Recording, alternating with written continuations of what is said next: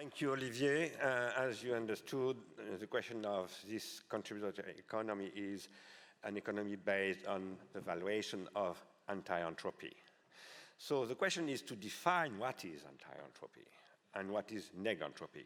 It's a very complex question. We have the chance to have here the mathematician Giuseppe Longo, who is there. He will participate in the afternoon to the round table. And Maël Monteville, who worked with Giuseppe Longo, is now working with us, with Olivier Landau, but also with Clément Morla and some other people like an architect, Pierre Clerc, etc., specialist of urbanism, for defining new criteria for investment, for risk, etc., etc.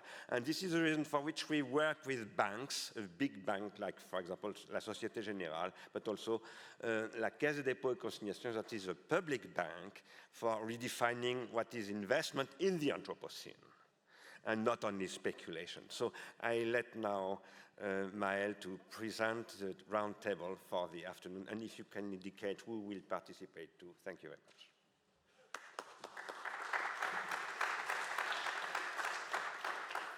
So thank you for the invitation.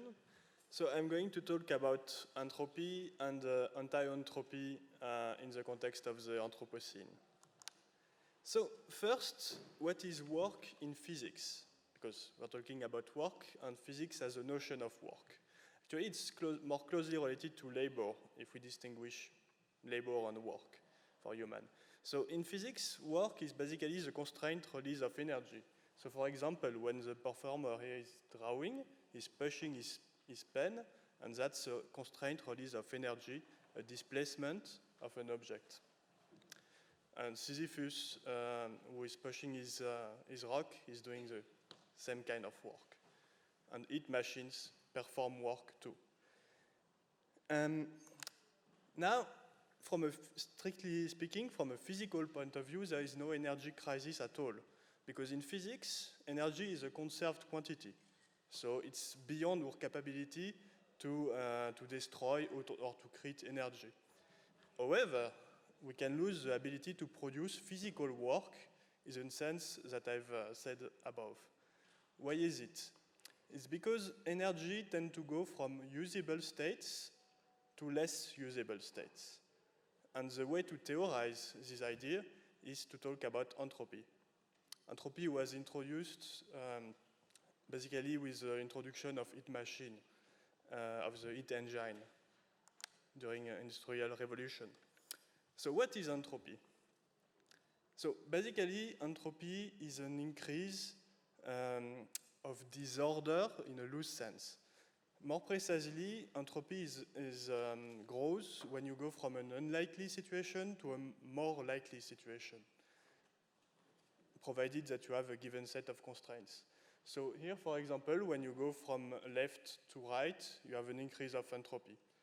And entropy describes also the fact that you have an after, a before and an after. For example, here you can clearly say that the picture on the left is before the picture on the right. To go from the right to the left, you need to do a lot of work in order to rearrange the balls. Importantly, when there is an increase of entropy, the past, the specificity of the past are lost.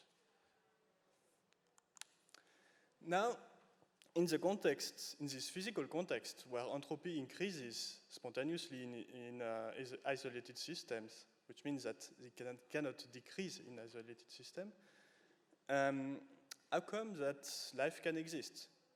Well, first, the biosphere is not an isolated system, and the sun is heating the Earth.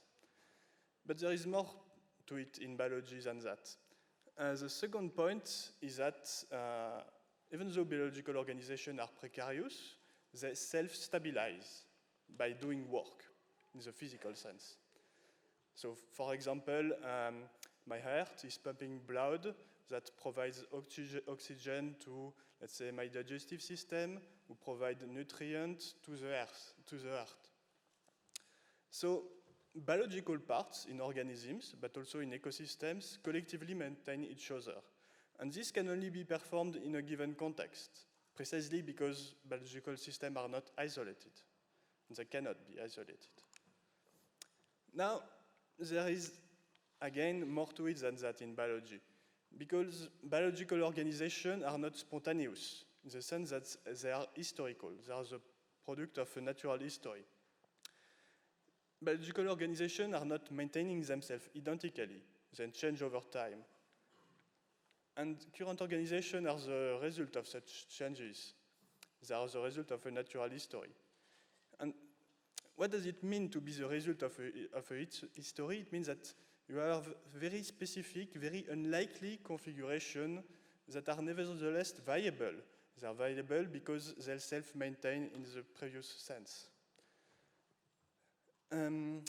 So on the opposite, what happens if you become more randomized? For example, what happens if the effect of hormones get randomized, that is to say, get independent of the past? Well, precisely we do know, we observe that, because that's precisely what endocrine disruptors do. Endocrine disruptors are chemicals that interfere with hormonal action and that lead to cancer, sterility, and all kinds of troubles, including mental retardations. Now, generating unlikely viable organization can be seen as another kind of work, not in the physical sense, but in a biological sense. So, for example, this fish is very weird, very original. It doesn't know how to swim. It has lipstick-like lips. It has facial hairs. But it's still a viable organization. And it's a result of biological history, of work in this sense.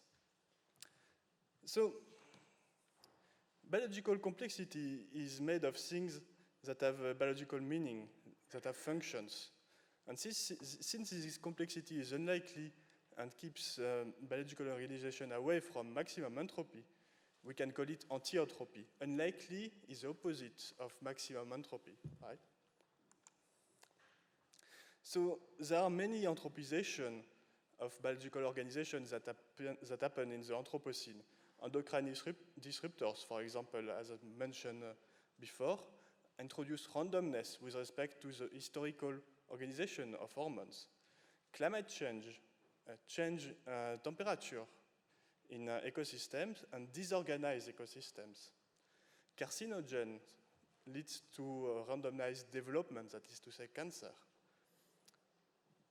And the problem with respect to biological system is that in the Anthropocene, the changes are too fast for species to adapt. Now, if we go to societies are not just biological, but they certainly involve interdependencies, and they certainly are the result of history and continue to produce history.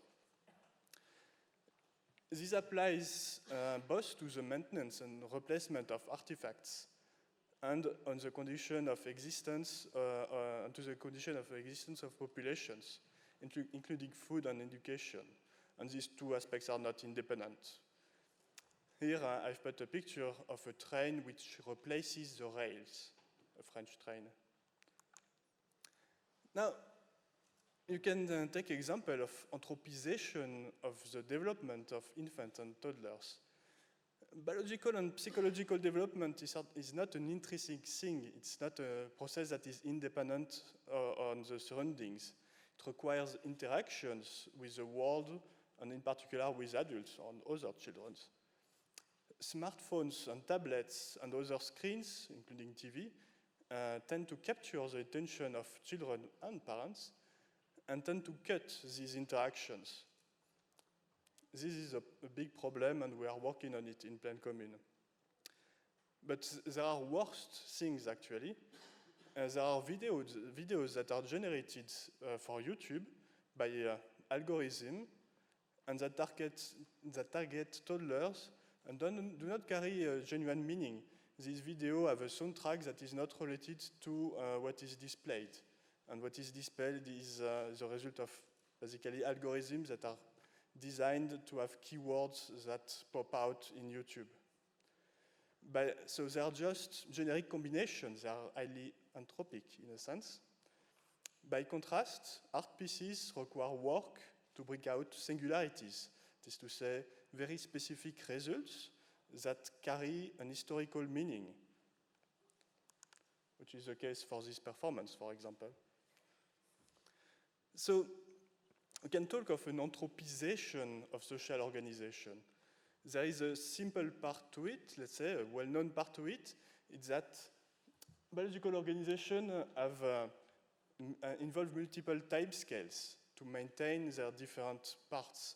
It's the same thing for social organization, including artifacts. The problem is that when we focus only on fast processes, we are letting the processes that maintain slow things that decay slowly, like pipes or rails, we let them decay, and this has led, for example, to accidents in France for the rails. But more importantly, or more deeply, technological changes in general bring randomness in social organization in the sense that these changes are not yet appropriated. They are not coherent with the past.